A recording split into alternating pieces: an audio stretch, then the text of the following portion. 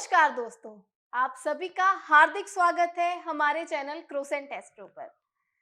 आज हम बात करेंगे बुरी शक्तियों के बारे में। हम सभी ने कभी ना कभी किसी ना किसी ने बुरी शक्तियों के साए को महसूस किया होगा। तो आइए इस विषय पे आज हम चर्चा करेंगे डॉक्टर राजवीर शास्त्री जी से। शास्त्री जी, बहुत बहुत स्वागत है आपका। धन्यवाद। शास्त्री जी, रात में कुत्ते के रोने का क्या संकेत होता है? यदि रात्रि काल में कोई कुत्ता भौंकता है या रुदन करता है, कई बार उसकी घटना अनहोनी घटना के साथ में भी जुड़ी हुई हुई होती है। परंतु दो तरह के कारण वहां पर उत्पन्न होते हैं।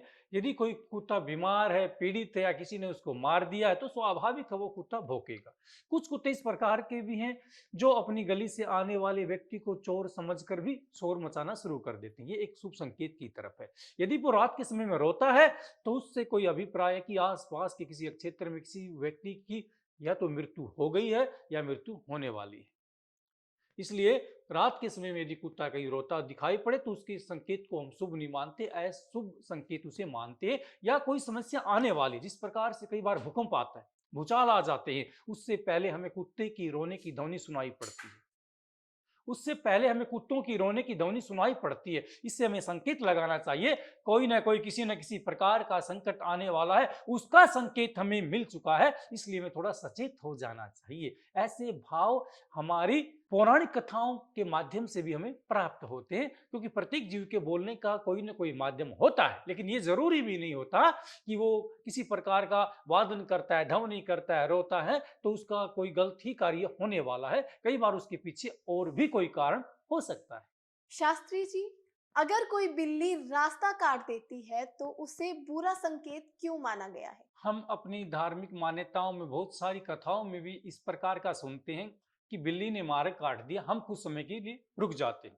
आपने इस प्रकार से भी देखा होगा, यदि कोई व्यक्ति घर से निकलना प्रारंभ करता है और अचानक किसी व्यक्ति को छींक आ जाती है, ये स्वाभाविक भी हो सकता है। बिल्ली ने किसी एक घर से निकलकर दूसरे घर में जाना है और व्यक्ति का गली से गुजरना भी संभव है। कोई ना कोई गाड़ी, कोई ना कोई व्यक्ति आ जाता है, तो इसे उपसंकेत इसे अशुभ का संकेत ये भी दिया जाता है। यदि बिल्ली रास्ता आपके रास्ते में आ जाए, तो हम कहते हैं आपको रुक जाना चाहिए कुछ क्षण के लिए। पहला संकेत तो आपके लिए एक मनोवैज्ञानिक भाव है कि आपको इसलिए रुकना चाहिए कि आपकी गाड़ी से, आपकी बाइक से किसी बिल्ली की जीव की हत्या न हो जाए। क्योंकि कुत्ता और बिल्ली दो जीव ऐसे हैं, ये जब भी किसी मार्ग में मरते हैं या किसी के द्वारा मार दिए जाते हैं, इनकी सीधी पुकार परमात्मा के घर में जाती है। क्योंकि इनका जो मार्ग है, इनका जो स्थान है, आप ये निश्चित नहीं कर सकते कि ये कुत्ता इस कॉलोनी में रहेगा और ये जो बिल्ली है ये सेक्टर 22 में ही रहेगी। नहीं, कोई सुनिश्चित नहीं है। ये पृथ्वी इन्हीं की है, ये जीव जंतुओं के लिए ही बनाई है। मनुष्य इस सिस्टम में बंधा हुआ है कि आप पाकिस्तानी हो, आप ऑस्ट्रेलिया से आए हो, आप भारतवासी हो, आप गोरे हो, आप काले हो। ये भेदभाव का भाव मानव ने ही बनाकर रख लिया अपने पास। लेकिन जीव जंतुओं पर ऐसा कुछ प्रतिबंध नहीं है। ये पूरी प्रकृति इनके लिए ही है। ये चिंतन का विषय है और सोचना भी हमें चाहिए और इनसे संकेत भी लेना चाहिए। प्रथम भाव तो है कि हमें प्रत्येक जीव की रक्षा करनी चाहिए, इसलिए उसको बचाने के लिए हमें स्वयं भी रुकना चाहिए। परंतु कई बार हम अप्रकार के भाव ये देखते हैं, यदि बिल्ली रास्ता काट जाती तो हमारा मन उसी समय संकोचित हो जाता है। अब पता नहीं घटना हो या न हो, कई बार स्वाभाविक भी हम इतनी जल्दी में होते हैं, बिल्ली भी जल्दी में होती है, या हमसे डरकर बिल्ली भाग जाती है। आपकी गाड़ी को देखकर बिल्ली भयभीत होकर और जल्दी दौड़कर भाग जाती है। आप आगे जाना चाहे, लेकिन बिल्ली आपका रास्ता फिर भी काट जाती है। कई बार तो मार्ग में चलते चलते रास्ते में जिस काम के लिए आप जा रहे हो, आप विलंब से पहुंचते हो। परीक्षा देने गए, बिल्ली ने रास्ता काट दिया, रास्ते में बाइक को पंचर हो गया। यदि स्वाभाविक रूप से भी पंचर हो सकता था, जब बिल्ली नहीं काटती तभी तो पंचर हो जाता। लेकिन यदि बिल्ली रास्ता काट गई और उस दिन पंचर हो गया, तो उस व्यक्ति के मन में 100% इस बात ने स्थान बना लिया कि बिल्ली ने मेरा रास्ता काटा, इसलिए मेरे साथ ऐसा हुआ। पुलिस ने आपका चालान काट दिया।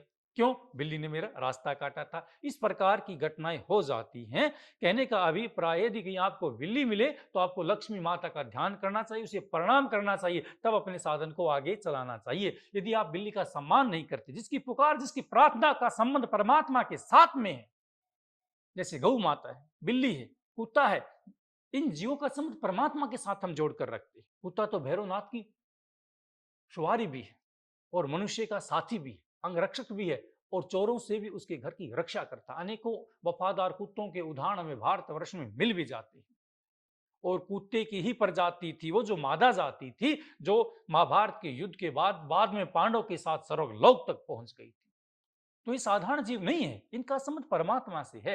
इस प्रकार से बिल्ली यदि आपका रास्ता काटे तो इसका एक संकेत यदि आप लेते हैं तो स्वाभाविक, और दूसरा संकेत आपके साथ कोई अनहोनी होने वाली है, आप वहां पर सचेत हो जाएं। रुकने का अभिप्राय है जिस काम के लिए आप निकले हो, मान लिया जाए आप अपने बेटे के लिए पुत्र वधू देखने जा रहे हो और आपने अंगूठी उसको देकर आनी है। यदि आप वहां पर पहुंचते हैं तो वहां पर आपने अंगूठी साथ में ली नहीं, वो तो घर पर छोड़कर चले गए। परीक्षा में गए, आप अपना रोल नंबर घर पर भूल कर चले गए। बिल्ली रास्ता काटती, तुरंत गाड़ी साइड में लगाएं, आप 1 मिनट के लिए रुक जाएं और ये विचार करें जिस काम के लिए मैं जा रहा हूं कुछ भूल तो नहीं गया। कई बार बिल्ली हमारा रास्ता हमें सचेत करने के लिए काटती है, हमें अगवा करना चाहती है। इस रोड पर आगे जाम लगा हुआ है, आप नेट पर चेक कर सकते हैं और अपनी दिशा भी परिवर्तन कर सकते हैं। या आगे बारिश हो रही, किसी प्रकार का पहाड़ टूटने वाला है, इस प्रकार की आपदाओं से सचेत करने के लिए बिल्ली हमारा मार्ग काटती है। इसे हम सकारात्मक पहलू से जोड़ सकते हैं, प्रत्येक पहलू को नकारात्मक भाव से, नेगेटिव फीलिंग से जोड़ना नहीं चाहिए। शास्त्री जी, कभी कभी हमें रात के समय बुरा साया महसूस होता है, उसके क्या कारण होते हैं? कई बार हमारा मानसिक प्रभाव भी होता है, हम किसी व्यक्ति की याद में इतने समनशील हो जाते हैं, खासकर उस व्यक्ति की याद में जो इस दुनिया को, इस लोक को छोड़कर चला गया है, जिससे हमारे आत्मिक संबंध होते हैं तथा किसी जिससे हमारा रक्त का संबंध जुड़ा हुआ होता है। खासकर हम उस व्यक्ति को बहुत ज्यादा याद करते हैं, माता है, पिता है, भाई है, किसी की पत्नी है, किसी की बहन है, और वो अकाल मृत्यु जिसे कहते हैं। भाई वृद्ध अवस्था होने के बाद परमात्मा सतम जीवित घृतम पीवत, भाई 100 वर्ष तक की आयु दी है, तो इतने वर्ष जीने के बाद यदि परमात्मा उठा भी ले उसमें कोई चिंता नहीं, वो तो प्रसन्नता का विषय, भाई इसने अपनी आयु को जी रहा है। लेकिन कोई 20 का, कोई 25 का, कोई 22 वर्ष की अवस्था में अकाल मृत्यु को प्राप्त कर जाता है तो उसको हम काफी समय तक नहीं भूल पाते और उसके भाव को, उसका चिंतन हम करते। जब रात के समय सोते हैं तो सपने में भी उसी का महसूस होता है। यदि पास ही कोई जीव है, कोई किसी प्रकार का उल्लू है, कोई रात्रि का काल का कोई कुत्ता हमारे पास है या कोई पशु गुजर जाता है तो हमें इस प्रकार की महसूस होता है कि वो हमारे पास है। इसका एक अभिप्राय ये है कि हम इतना साइकोलॉजिक भाव से इतना उस विषय में डूब जाते हैं कि हम खुद ये महसूस करने लग जाते हैं कि वो आसपास है, वो उसे मैं देख रहा हूं। और दूसरा भाव परमात्मा का ये भी है जो कि गरुड़ पुराण के माध्यम से भी बताया गया है, पौराणिक कथाओं में भी जिक्र आया। जो व्यक्ति अकाल मृत्यु मर जाते हैं, जिनका समय मृत्यु का नहीं आता, यदि किसी किसी का एक्सीडेंट हो जाता है, कोई क्रोध अवस्था में आकर जानबूझकर सुसाइड भी कर लेते हैं, कुछ अनजाने में बेचारा रेल की पटड़ी क्रॉस करते हुए वहां भी मृत्यु को प्राप्त हो जाता है। इन्हें हम अकाल मृत्यु कहेंगे, समय से पहले मरने वाला। उसकी जब तक आयु पूर्ण नहीं होती तब तक वो अपने कर्मों को यहाँ प्रायश्चित नहीं कर लेता या उस आयु को जी नहीं लेता। तब तक कहते हैं परमात्मा के दरबार उसके लिए बंद रहते हैं और अच्छी प्रकार से जिसका पिंड संस्कार नहीं किया जाता, गायत्री का जप नहीं किया जाता, गया जी हरिद्वार या पांडु पिंडारा में जाकर स्तुति नहीं की जाती, पिंडदान नहीं करवाए जाते या कोई नारायण बलि नहीं करवाई जाती, उसकी आत्मा को परमात्मा की प्राप्ति नहीं होती। वो जब तक इसी लोक में भटकता रहता है। इस प्रकार के भाव भी हमें दिखाई पड़ते, जिसे हम पैतृक दोष भी कह देते हैं। वो हमारे पितर भी बन जाते हैं। वो कौन होते हैं? जो व्यक्ति हमारे साथ में नहीं है। जैसे आप देखोगे कि घर में कोई पशु लेकर आते हो या आपने नई नई गाड़ी खरीदी है, आपके घर के आने के पश्चात गाड़ी बिल्कुल नहीं, किसी प्रकार की कोई शिकायत नहीं, लेकिन आपके घर में वो गाड़ी दिक्कत देनी शुरू कर देगी, खराब हो जाएगी या कहीं आपसे टच हो जाती है। नई गाड़ी होने के बावजूद भी अचानक कहीं मार्ग में आपको रोक देती है, कोई छोटा मोटा एक्सीडेंट हो जाता है। पशु लेकर आए, दूध देना बंद कर दिया या पशु में किसी न किसी प्रकार की हानि हो जाती है, ये पितृक दोष होता है। जब हम किसी पंडित के पास जाते हैं तब उस बात का हमें ज्ञान होता है कि पितर दोष के कारण हमें इस प्रकार की हानियां होती हैं और वो हमें 500 वस्त्रों को अमावस्या के दिन पितरों के लिए दान करने के लिए बताते हैं और उनके लिए सफेद वस्तुएं ही दान की जाती हैं। सफेद वस्तु पितरों को ज्यादा प्रिय होती हैं। इस प्रकार के भाव से मैं दोनों भाव को आपके सामने स्पष्ट किया है मैंने। एक तो हम मनोवैज्ञानिक भाव से किसी चीज में इतने डूब जाते हैं कि आंख खोलने के बाद भी हम उसी को देखते हैं, ये एक भाव ही। और दूसरा भाव जो गरुड़ पुराण के माध्यम से प्राप्त है, जब तक आयु पूरी न हो या हमारा अंतिम संस्कार है, जिसे हम अंत्येष्टि संस्कार भी कहते हैं, वो पूर्ण विधान से न किया जाए तो व्यक्ति की गति नहीं होती। वो प्रेत या भूत आदि के नाम से भी संबोधित किए जाते हैं, पितर भी कह दिए जाते हैं। वो इसी लोक में अपने बच्चों के आसपास घूमते हैं कि कब ये हमारे लिए दान पुण्य करें और हम इनको आशीर्वाद दें। अनेकों ऐसे भी उदाहरण आपको इस देश में मिल जाएंगे, विवाह के 10 वर्ष पश्चात भी घर में कोई संतान नहीं हुई, और जब उन्हें बाद में पता लगा कि पितृक दोष के कारण ऐसा हो रहा है।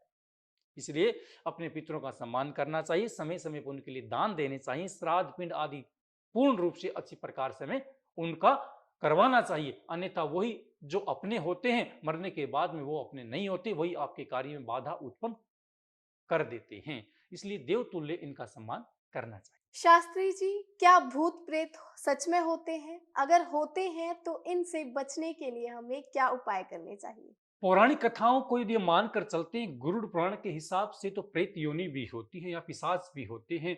अनेक प्रकार की योनियों को भोग कर ही हमें मानव योनि की प्राप्ति हुई है, और इसका विधान भी बताया गया है। इसके उदाहरण के लिए मैं आपको एक लघु कथा सुनाता हूँ। एक बार एक बच्चा था, प्राचीन काल की बात है, जब गंगा के किनारे के ऊपर कक्षाएं लगती थी, और उस जमाने में कोई कागज या पत्थर, कोई तख्ती नहीं होती थी जिसके ऊपर हम लेख लिखें। गुरुजी अपना लेक्चर देते थे, भाषण, और बच्चे उसे कंठस्थ कर लेते थे। यही विद्या थी। विद्या थी, जो परीक्षा थी, वो सिर्फ गुरु के द्वारा दिए गए भाषण, लेक्चर के द्वारा, और साक्षात जो बच्चे उसे कंठस्थ याद कर कर रखते थे, इस प्रकार का प्रचलन था। एक बच्चे के माता पिता बचपन में ही मर जाते हैं, और वो छोटा बच्चा गंगा के घाट के ऊपर ही रहता है। जब उसे भूख लगती है, अनेक लोग वहां पर पिंड दान कर कर जाते हैं, और वो उन उन और वो गंगा के किनारे जाता, पिंडों को उठाता और उन पिंडों को खा लेता था। जबकि भोजन पितरों के लिए होता, प्रेत के लिए होता, भूतों के लिए वो दान किया जाता है, लेकिन वो बच्चा खाता। धीरे धीरे बच्चा 4-5 साल का बड़ा होने लगा और पिंड को भोजन ग्रहण करता। और उस जमाने में एक गुरुकुल था, जो कि गंगा के किनारे पर घाट के ऊपर बच्चे पढ़ाए जाते थे। गुरुजी बच्चों की क्लास लेते और जो भी मंत्र बोलते, और वो छोटा बच्चा भी पास में कहीं कोने में बैठ जाता और गंगा के किनारे पर गुरुजी का सारे लेक्चर सुनता और उसे कंठस्थ याद करने लगा। एक दिन ऐसा समय आया जब वो बच्चा 24-25 वर्ष की अवस्था में पहुंचा, नौजवान हुआ, तो जिस गुरुकुल में छुपकर वो क्लासें लगाता था, गंगा के घाट पर बैठ जाता था, उस गुरुकुल के प्राचार्य वृद्ध हो चुके थे, और वो कहता, मैं सेवानिवृत्त होना चाहता हूं, मैं इस नौकरी को छोड़ना चाहता हूं। एक नए प्रिंसिपल के लिए इस महाविद्यालय का इंटरव्यू रखा जाता है। अनेक प्रकार के विद्यार्थी विभिन्न काशी जी, बनारस, अनेकों स्थान पर पढ़ लिख कर शास्त्री गण वहां पर उपस्थित हुए। उन बच्चों में जो नित्य गुरु जी का लेक्चर सुनता था और घाट के ऊपर पिंड निकाल कर खाता था, जो अनाथ था, वो बच्चा भी साक्षात्कार देने के लिए जाता है। जब उसका नंबर इंटरव्यू का आता है, तो गुरु जी आचार्य जी उससे पूछते हैं, बताइए आप कौन से महाविद्यालय में पढ़कर आए हैं और आपके गुरु का क्या नाम? उसने कहा, गुरुवर, मेरे गुरु तो आप ही हैं। उसने कहा, क्यों? आप तो कभी भी मेरी कक्षा में नहीं आए। बच्चा कहता है, जो अब युवा हो चुका था, कि सर, जब गुरुजी जब भी आप लेक्चर देते थे, तो मैं यहाँ भिखारियों के पास में बैठकर आपकी क्लास के सभी लेक्चर सुनता था, और मैंने सभी याद कर लिए हैं, और जितने भी प्रश्न मुझसे पूछे गए, सही सही सबके सही के सही उत्तर उस बालक ने गुरुजी को दिए। गुरुजी अति प्रसन्न हुए, और उस दिन उस बच्चे को एक प्राचार्य की, प्रिंसिपल की नौकरी प्राप्त हो जाती है। उसके बाद जब उसे भूख लगती है, वो अपनी नौकरी के पश्चात जैसे ही वहां से पिंड निकाल कर खाता है, तो गंगा के घाट से एक प्रेत निकल कर आता है, और उस बालक का जो अब प्रिंसिपल बन चुका था, एक कॉलेज का प्राचार्य था, उसके हाथ को ऐसे पकड़ लेता है। वो, छोड़ दीजिए, ये भोजन तो मेरा है। प्रेत ने इस प्रकार कहा, और वो ऐसा कहने के बाद वो लड़का कहता कि मैं तो बचपन से, मेरे माता पिता मर गए थे, इसी घाट से मैं पिंड उठाकर खाता हूं, ये तो मेरा भोजन है। प्रेत ने कहा कि जब तक तुम ये पर पिंड खा रहे थे, आपका विद्यार्थी जीवन था, आप पढ़ने वाले थे, आप छात्र थे, इसलिए हमें आपको कुछ नहीं कहा। आज आपके पास रोजगार है, कल को आपका विवाह भी होगा, आप गृहस्थ जीवन में भी जाएंगे, लेकिन गृहस्थियों के लिए हमारा भोजन नहीं है, पढ़ने वाले बच्चों के लिए भोजन है, इसलिए मैं आपको माफ कर रहा हूं, अन्यथा हम हमारे भोजन को खाने वाले को नहीं छोड़ते। कॉलेज के प्रिंसिपल बनने के बाद उसे वो बात समझ में आई, और रात्रि काल में शमशान में सोता। अब उसी दिन जिस दिन उसका सिलेक्शन हुआ, और वो शमशान में जाकर सोता है, चारों तरफ भूत प्रेत खड़े हो जाते हैं। कहता, उठकर भाग जाओ यहां से। उसने कहा, मैं तो 25 वर्ष का हो गया, आज तक यहीं सो रहा हूं। कहता, अब तक तुम अध्ययन करने वाले थे। कहते हैं, विद्यार्थी यदि पढ़ने वाला हो, किसी भी उपवास को न करे, किसी भी तीर्थ स्थल पर न जाए, किसी भी मंदिर में न जाए, यदि सच्चे मन से अपनी पढ़ाई करता है, मां सरस्वती आशीर्वाद देती, सभी देवता पुष्प वर्षा करते हैं, अर्थात सभी देव उसके ऊपर प्रसन्न होते हैं, क्योंकि सबसे बड़ा विद्यार्थी का कर्म है विद्या अर्जित करना, विद्या को ग्रहण करना। सभी देवता वहीं वास करते हैं। प्रेत ने कहा, यदि आप पढ़ने वाले विद्यार्थी थे, इसलिए हमने आपको किसी प्रकार से यहाँ सोने से नहीं रोका। मेरा कहने का मतलब है, जब आप पढ़ते हो, पढ़ने वाले विद्यार्थी होते हो, पढ़ने वाले ब्रह्मचर्य विद्यार्थी में इतनी शक्ति होती है कि कोई प्रेत भी उसका कुछ नहीं बिगाड़ सकता।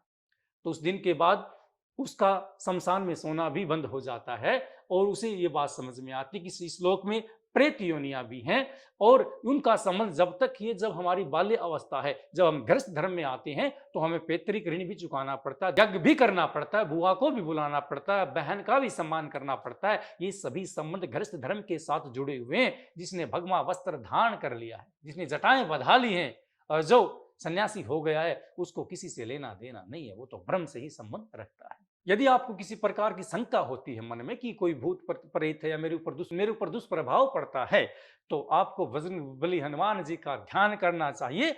भूत पिशाच निकट नहीं आवे, महावीर जब नाम सुनावे। अंजनी पुत्र पवन सुत नंदा कि जब जब हम सुमरण करते हैं और उसके मंत्र का जाप करते हैं, श्री हनुमते नमः या हनुमान चालीसा का पाठ करते हैं, दूर दूर तक की बुरी शक्तियां आपसे दूर हो जाती हैं। आपके मार्ग में कोई भी बाधा पहुंचाने वाला नहीं होता, क्योंकि कलयुग में भी बजरंगबली जी का आशीर्वाद अपने भक्तों को प्राप्त होता है।